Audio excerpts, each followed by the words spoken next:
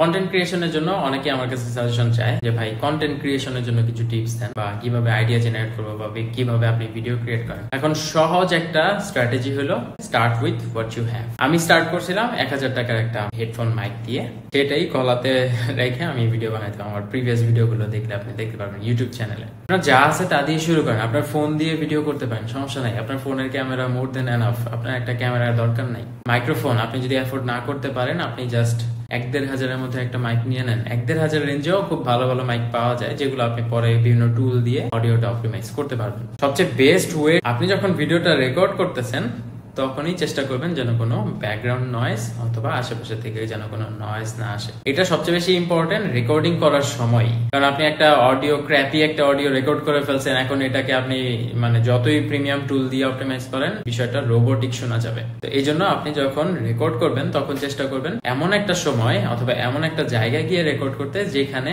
আপনার সাউন্ডের সাথে বাইরের কোনো আননেসেসারি নয়েজ আসতেছে না।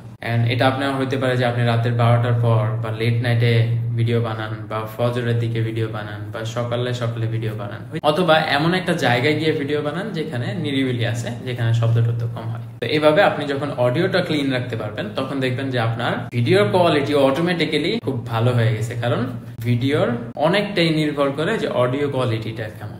অবশ্যই লাইটিং প্রপার থাকতে হবে, আপনার অ্যাপিয়ারেন্সটা ঠিক থাকতে হবে, আপনার মধ্যে আর ব্যাকগ্রাউন্ডের মধ্যে একটা ডিফারেন্স থাকতে হবে, যেন কন্ট্রাস্টটা বোঝা যায়, যেন আপনাকে যেন প্রপারলি বোঝা যায়। দেন আমি যেটা প্রেফার করি যে লেস ডিস্ট্রাকশনস, লাইক এখানে শুধু আমাকে দেখতেছেন আর একটা ব্যাকগ্রাউন্ড দেখতেছেন, নাথিং এলস।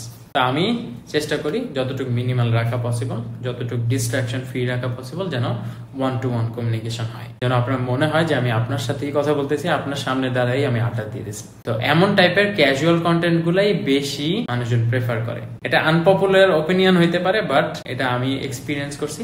এই ভিডিওতে আপনি যত পারফেকশন আনতে যাবেন, আপনার তত ভিডিও প্রোডাকশন রেট কমে যাবে। আপনি হয়তো মাসে যেখানে 60টা ভিডিও দিতে পারতেন উইদাউট এনি ফ্যান্সি থিংস, সেখানে হয়তো আপনি ভিডিও খুব ভালোভাবে এডিট করে দিতে চাইলে বা খুব ফ্যান্সি করে দিতে চাইলে আপনি হয়তো মাসে মাত্র 10টা ভিডিও দিতে পারবেন। তো আপনি আমাকে বলেন যে 10টা ভার্সেস 60টা কার গ্রোথ তাড়াতাড়ি হবে, কার গ্রোথ এক্সপোনেনশিয়ালি হবে। এন্ড যখন আপনি স্টার্ট করতেছেন তখন তো এই ব্যাপারে ভাবার কোনো রিজনই নাই, কারণ আপনি যখন স্টার্ট করতেছেন তখন no one cares about the quality. Just আপনার কন্টেন্ট কোয়ালিটি ঠিক থাকা লাগবে, আপনার কন্টেন্টে কতটুকু ভ্যালু আপনি প্রোভাইড করতেছেন ওইটা ঠিক থাকা লাগবে। ভিডিও আপনি কি মাইক দিয়ে ইউজ করতেছেন বা কি ক্যামেরা ইউজ করে বানাচ্ছেন, কি সফটওয়্যার ইউজ করে এডিট করতেছেন, ডাজন্ট ম্যাটার। জাস্ট আপনি আপনার ফোন থেকে যদি ব্যাকগ্রাউন্ড নয়েজ সহ সাউন্ড দিয়েও কোনো ভ্যালুয়েবল কন্টেন্ট রেকর্ড করেন, people will see it, people will watch it and people will follow you. তো যখন আপনি জাস্ট স্টার্ট করতেছেন, মিনিমাম 5-10 হাজার ফলোয়ার পর্যন্ত তো এইসব বিষয়ে চিন্তা করার কিছুই নেই। দেন 5-10 হাজার ফলোয়ার হয়ে গেলে, সাবস্ক্রাইবার হয়ে গেলে, দেন আপনি যান আচ্ছা এখন একটু বেটার মাইক নেই, বেটার ক্যামেরা নেই, বেটার লাইটিং নেই, then you can focus on those. এটা আমার ক্ষেত্রে হলো যে আমি 5-10 হাজার পর্যন্ত তো এগুলোতে কোনো কিছুই খেয়াল করিনি। দেন আমি আস্তে আস্তে চেষ্টা করতেছি এখন গ্রো করার।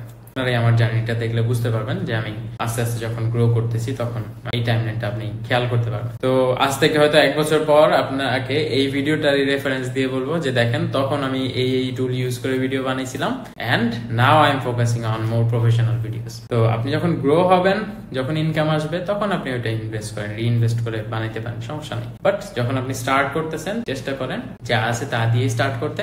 জাস্ট আপনার হয়তো টাইমিং এন্ড প্লেসিংটা চেঞ্জ করতে হবে যেন কোয়ালিটিটা ইমপ্রুভ হয়। আপনি হয়তো দামি লাইট ম্যানেজ করতে পারতেছেন না, তো আপনি কোনো একটা নর্মাল লাইট নিয়ে নিলেন, তো হয়তো আপনার একটু এডিটিং এ একটু সময় ব্যয় করতে হবে, দেন দেখবেন যে আপনার ভিডিও কোয়ালিটি খুব ভালো হয়ে গেছে। তো কন্টেন্ট মেকিং জার্নি যদি শুরু করতে চান, এটা খুবই এক্সাইটিং একটা জার্নি, শুরু করে দিতে পারেন। এন্ড কোনো হেল্প লাগলে তো আমি আসি, এনি টাইম আস্ক করতে পারবেন।